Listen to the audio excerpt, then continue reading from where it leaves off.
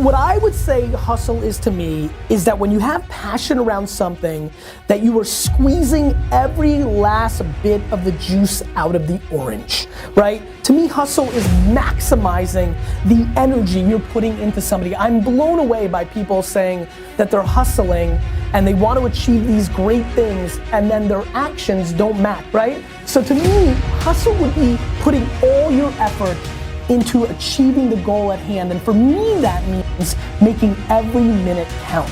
Hustle is putting it all on the line. Hustle is waking up one day, the day before you die, and realizing you gave it your all into the parenting of your children, the building of your businesses, the philanthropy that you wanted to do. Whatever you define, it's just, all in, emotionally and executionally, in theory and strategy and in execution. So look, you want to get your work ethic so high that people actually admire you. I'm going to ask you a question right now. Do people know you because of your unbelievable work ethic? If you can't answer yes to that, man, you're not going to get in that top 10%. You got to get at the top.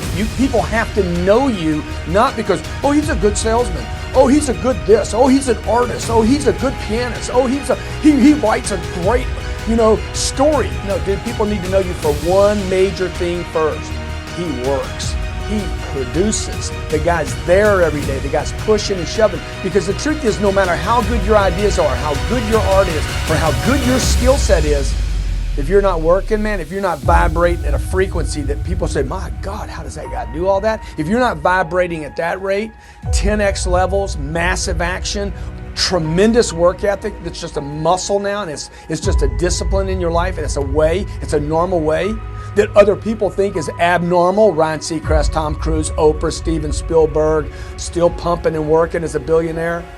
Look, if you're not working at that level, you're not going to make it. Get your work ethic in, man. It's the American way. Work ethic. I come here to remind you that there's only one thing you can do. The only thing you can do, only thing that is controllable, if you want it, if you want this, is work. Started using the word work more than the word hustle, just because I want everybody to understand what we're really talking about here. Nobody you know has become successful outside of it being given to them from their family. Nobody you know has actually created success without working their face off. It doesn't exist.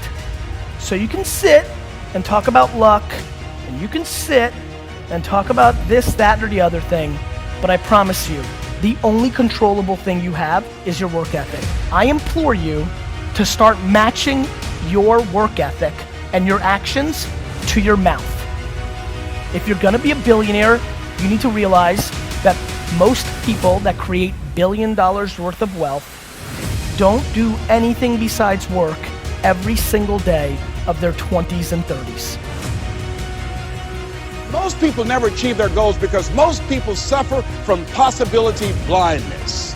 They look around trying to think about the things that they don't have. Robert Roots, young man who wrote a book about success principles of the 3 little pigs. He said, it's not what you don't have, it's what you think you need that keeps you from being successful or happy in life. It's not what you don't have. See, I was focused on what I didn't have. Don't have a college degree, don't have any credentials, never worked for a major corporation. I was focused on the negative things. It said, negative things are the things that you see when you're not focused on your goal. What do you come with? What is it? A friend of mine, Dexter Yeager, said, when the dream is big enough, the odds don't matter. I'm reminded of a great man. When I was reading Time magazine talking about some of the great minds of the last century, they didn't mention his name, Dr. Howard Thurman, one of the mentors of Dr. Martin Luther King Jr., and also an advisor to Mahatma Gandhi and Albert Schweitzer.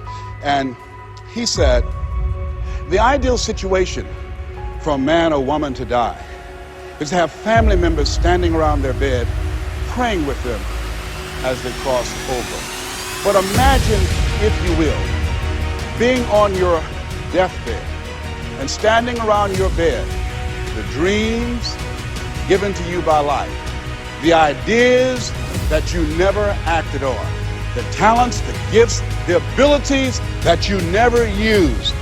And there they are, standing around your bed, looking at you with large, angry eyes, saying, we came to you, and only you could have given us life. And now we must die with you forever. And the question is, if you die this very moment, what will die with you?